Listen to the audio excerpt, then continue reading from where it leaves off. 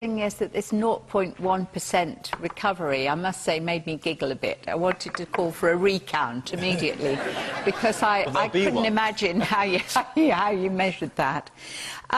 Secondly, I wonder how much economics can actually be forecast and whether these people who pretend to know all about economics actually know anything about it at all, or whether they just sort of react to events. I don't think the economy or economics is an exact science.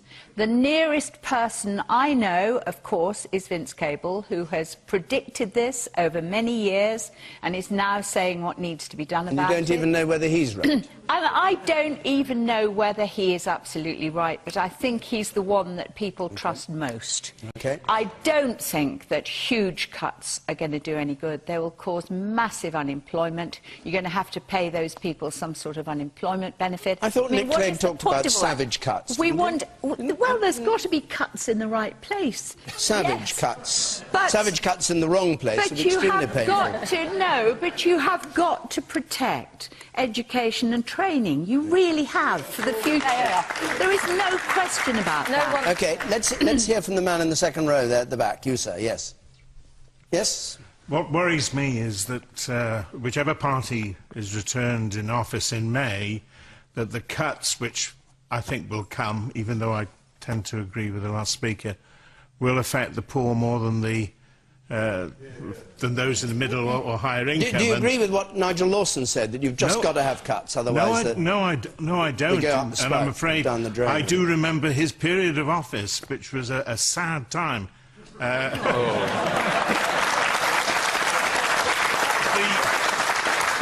What do you remember of it? My worry is that the poor will have to make do with skim milk, whereas the fat cats will continue to enjoy the cream. OK. Jane Moore. I agree with Douglas. I think there needs to be savage cuts. We are going to have to feel the burn, the pain at some point, and we might as well just get on with it because we're just delaying the inevitable. Of course, we mustn't cut the important things. Education is everything. And we must not cut education, but there are a million other things. If you just took the word quango out of the dictionary, you would save billions. British Potato Council, do we really need that? I don't think so. There are regional development agencies. I'm still not quite sure what they do. They cost us millions and millions and millions. Refurbishment of the MOD building. No, we don't need comfy chairs, really. I could sit down with a book and do it and save millions overnight. And today, what made me laugh most of all, it's only a small amount compared to what we're talking to tonight, but £2,500 spent on a leaflet telling Treasury officials how not to get stressed in the current financial crisis. Try being one of the 2.5 million unemployed. But that's... No, there, in the very front row. Thanks. Yes, I'd like to direct my question to Mr Lawson, being the only panel member who's ever had a spitting image puppet made of himself. No, I have. Oh, right. Do you think the Bank of England base rate at 0.5% should stay for the next year or two? I think for the time being, it is certainly right that they should stay at that level. How long, I don't know, nor does the Bank of England or the Monetary Policy Committee. They judge it a month at a time and so on and look forward. But I do say that for those who said, somebody said that they remember the sad time when I was Chancellor of the Exchequer, I can tell you there are a lot of people in this country who wish they were back in that sad time. The Falklands War. For example. Gordon Brown inherited an economy which was really in great shape, and he is leaving it. He is leaving it a complete mess. No government has caused so much trouble. But if, and talking about Bank of England, the governor of the Bank of England is among those who said that we need to get a grip of the deficit straight away. However, if Ben Bradshaw is very anxious about the fragility, I think that was his term, then there is one way certainly he could help, and that is to persuade his colleagues to repeal the absurd Climate Change Act, which is causing a huge and unnecessary increase in the energy costs for the British economy, both consumers and business and industry.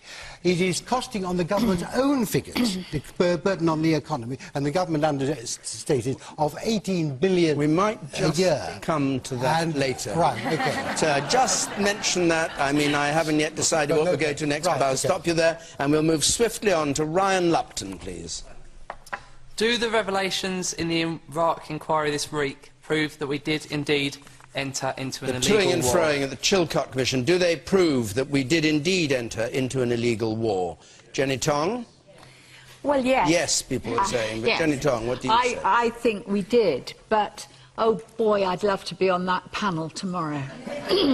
Wouldn't we all? Why would you want to be there? Well, you could face Tony Blair, and I've faced him in Prime Minister's questions, and he's a very clever man, and he wriggles out of things, and he's clever, and he's fun, and he likes to make fun of you, so he's very difficult to get at. But after this week's evidence, you could say to that man, you made war on Iraq when the legality was dubious, to say the very least. People are going to argue about it for the rest of time. When the evidence was false and rubbish, and I saw the dodgy dossier, I actually read it. And the bits that weren't taken out of somebody's thesis in California was an actually direct lie, the 45 minutes. He gave us a lie in that dossier. When you say you'd like to be there, what would you like to see happen to him? I mean, some people say he should be prosecuted at The Hague. I'd just like to see him... Would you want to see that? I think that would be a very difficult thing to do, but I would say public opinion was against him, the European Union was against him, NATO didn't support this war, and we all know the United Nations didn't.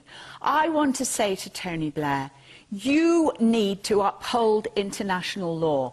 We have to uphold international law. So do America, so do Israel, so do all our friends. You cannot have international law upheld just by the people we like. OK, thank you very much. Douglas Murray, you agree with that? Well, no.